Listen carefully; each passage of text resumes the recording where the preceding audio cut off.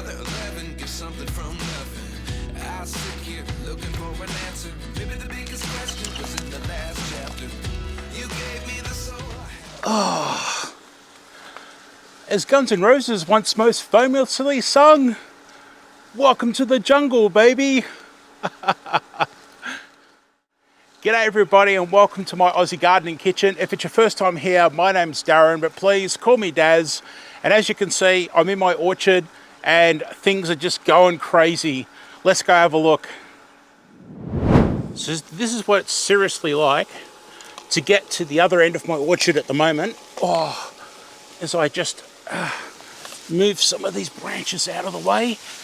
I just got slapped in the face by a pear. There's some apples over here. I'm caught on a plum. Hang on. I know you can't see anything, but there are apricots over there. Hang on, let's turn it around. So I'm just moving stuff around. I don't know if you're looking up my nostril right now or not, but there's my orchard has seriously grown so much. Fruit fly trap. Let's spin the camera around for the last part. So we're going past lots of apricots right now. I can see cherries. We're getting there. It's like a maze. Hang on. So there we go. This is my orchard at its current state. That's unreal. You can't even see the other end. So if we just come back this way a bit more, there's cherries over my shoulder there. There's cherries everywhere actually. So there we go.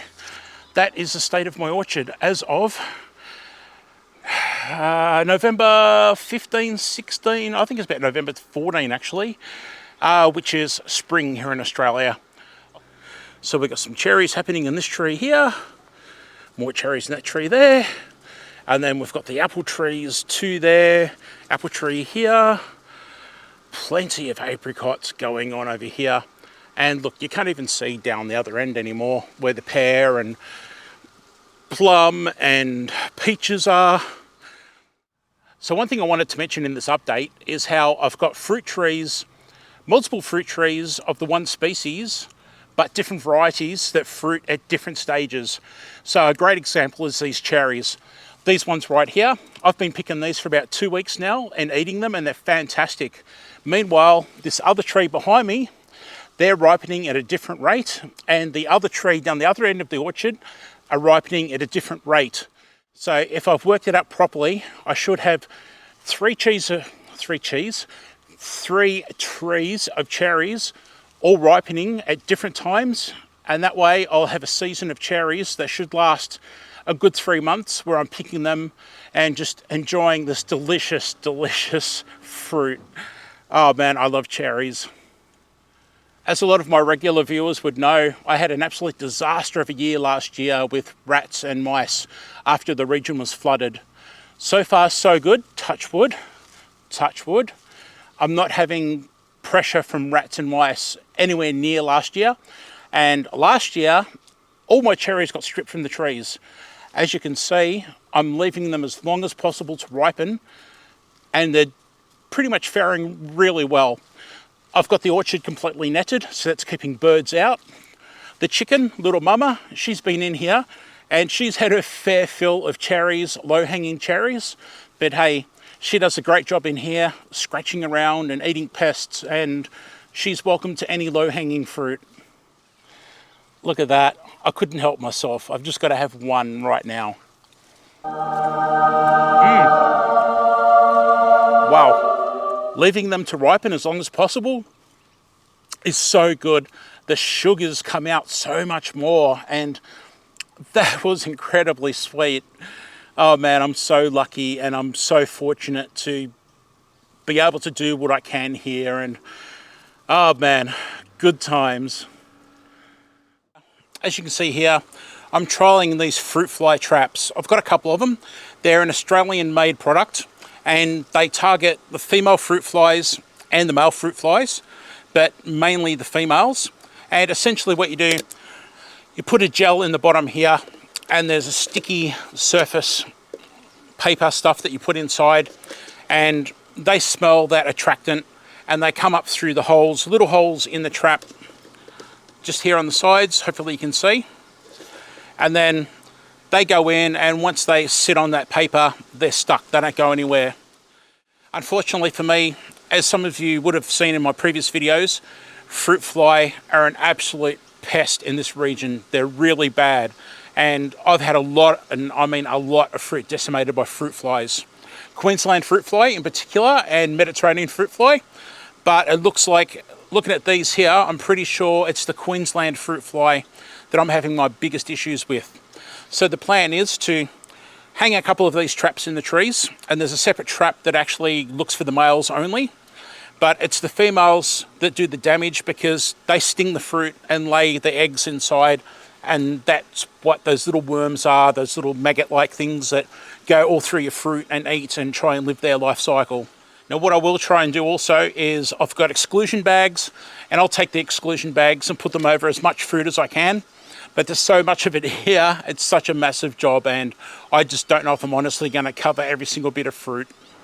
We'll see. As you can see, my vision of my walkway has become real. This is amazing. I've got propagated blackberries. If you haven't seen before, 7 blackberry plants that are propagated from this big, from the end of branches like this, planted them all along this side, and I've got an absolute abundance of blackberries growing. It's amazing, and flies. An abundance of thornless blackberries growing. It's amazing. Here over my shoulder, I've got 2 grapes growing, 2 varieties of seedless red grapes, and I can just walk through here. There's already grapes forming over here. It's just awesome. As you can see, I've got a bit of a construction going on, and at the moment my son is helping me to organise bird netting, and we're going to completely frame it over and bird net it in completely. Now it's really important that in my state here in Victoria, we have regulations on bird netting. It's got to be a certain size because you don't want birds to get trapped and caught. And as you've seen with my orchard, I've had bird netting on my orchard now for about 5 years. Never had a single bird trapped. Or caught up in the netting. It's really important to keep it tight. And I've just got it pulled up at the moment and like this just to show you what it looks like. But until it's actually done, this is going to come down because I don't want birds getting caught up in this loose netting. But yeah, this is going to be completely covered over in good bird netting. And then on top of that, I'm actually going to put shade cloth on one side and run it down all the way because my summers are really harsh, and I learnt last year that these thornless blackberries do not like the harsh Aussie sun. They dry out the fruit, they dry out the foliage. So yep, this is going to be completely closed in, bird netted and shaded. And I can't forget my macadamia tree. I've got a macadamia nut tree here. I would say this is about 5 years old now, so I think I've still got a couple of years to go till it gives me macadamia nuts. But this is going to sit on the outside of the netting because macadamia nuts are not going to be a problem with birds. Well, birds aren't going to be a problem with macadamia nuts. So yeah, I shall have this beautiful big macadamia tree growing at the end of the walkway. And then back here, this is where it all started. I've got my mulberry trees here, which are actually fruiting at the moment. And then just over there, just past my hand here, is the actual mother plant of all these blackberries. And she's doing really well. And it's from her I took all the cuttings. So blackberries here, blackberries there. Oh, and of course I've got blackberries over in the orchard that came from her. And actually, just down here, I've got more cuttings that I took from her, and they're growing in a pot because I just couldn't help myself. These hats don't last very long, and I've been throwing them out, and I only thought about it during winter that I should be making some scarecrows. So here's one of my old hats from one of my old videos. Old shirt from who knows where. I think this might be one of my father's old shirts actually, and got a bit of a scarecrow thing happening here. So it works, kind of.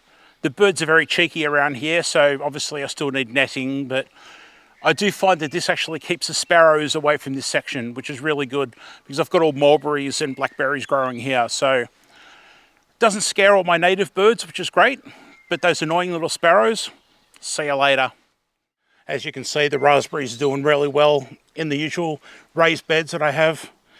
Of course, growing different types, so they fruit at different times a year. I've already started harvesting these ones and eating these ones.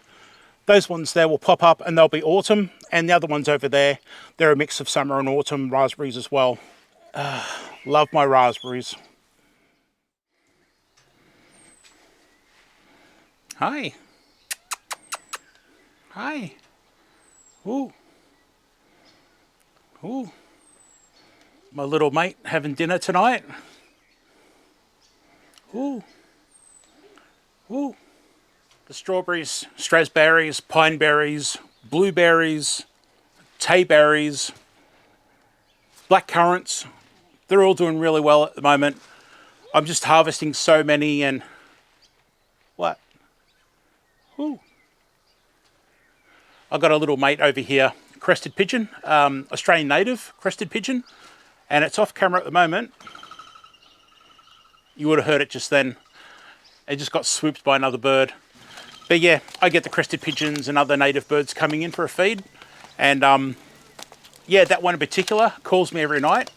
And although I put out seed, it comes, I guess it nests during the day because we've just recently had mating season with them, I think. And yeah, it comes and it eats away what calls me, and I refill it and it eats away. But anyway, as you can see, all the strawberries, all the berries are doing well with my mints and herbs and things like that growing out here.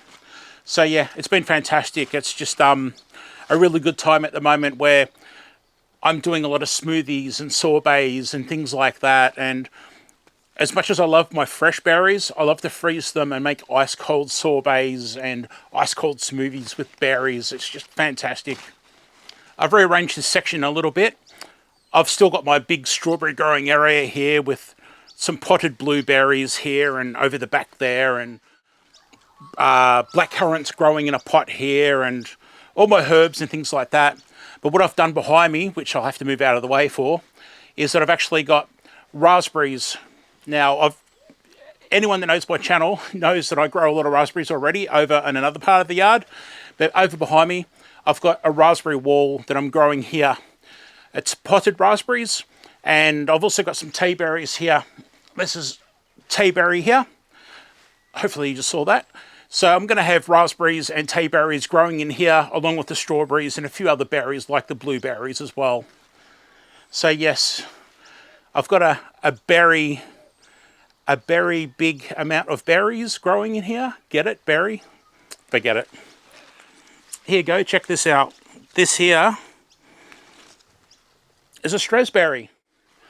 So it's a strawberry and it grows looking like a raspberry. Instead of having the seeds on the outside like a strawberry, it has beautiful indentations. And I'll tell you what, they are absolutely delicious and sweet. Wow, and packed with flavour. That one was really good.